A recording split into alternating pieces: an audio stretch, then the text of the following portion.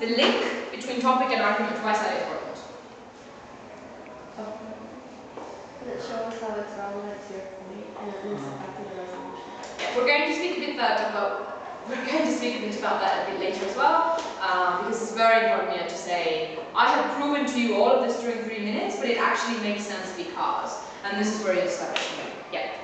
So a thing to remember is sometimes when you have several sub-arguments or sub-logics under an argument, you might have an inner structure of its own under the big argument, right? It might happen. And of course you might structure your own cases accordingly, you don't have to follow the Peel structure necessarily, but you should have all these elements in your arguments and you should always use them, right? Okay? So maybe a small addition. In terms of evidence, you can also use analogies.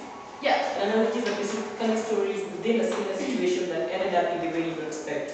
So if you're talking about sparing the road to spoil the child, give a number of examples, or one example, authoritative example of a situation where children were not disciplined and ended up being, juvenile delinquents or something.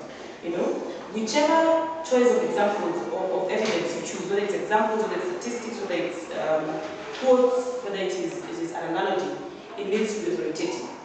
Okay? There's an example that has been running around the forum, even after the final, saying that the UN has sent people to go and visit Guantanamo Bay, for example.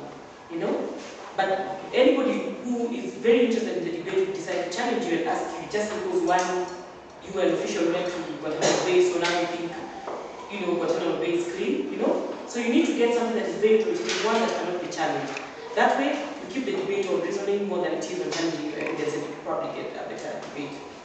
And you need to get a lot of evidence because you always don't know what your opponent will come with. So get as much evidence for your case, get as much evidence for the opposite case, so that you know or you're prepared for both sides. So perhaps the question to you is, what is the difference, or just to make sure you understand, what is the difference between explanation and evidence? Because a lot of the time people replace them. Yeah. Or let's say, Nick, you want to say something? No? No. Okay, yeah, you go. Explanation is like, how do you explain? Why you put that topic to, that name to the argument, and how is your argument is going to be like structured. You're going to prove the argument by a piece of evidence. That's like the difference. And when you explain what is your argument, how, and the evidence is an example of how this is going to be held. Sure. So I think all of you probably understand it, but it's just very important to make sure you use both of them and don't put only one or another into your argument, even though you might be tempted to. As I think, for example, when we speak about efficiency under ethnic profiling, you might be very tempted to only use evidence and say, in the US, there was a study that said it's so efficient, blah, blah, blah. But also use logical reasons why it is efficient, right? Say, we have limited time, that's why police need to do this, right? We have this, and this. Yeah?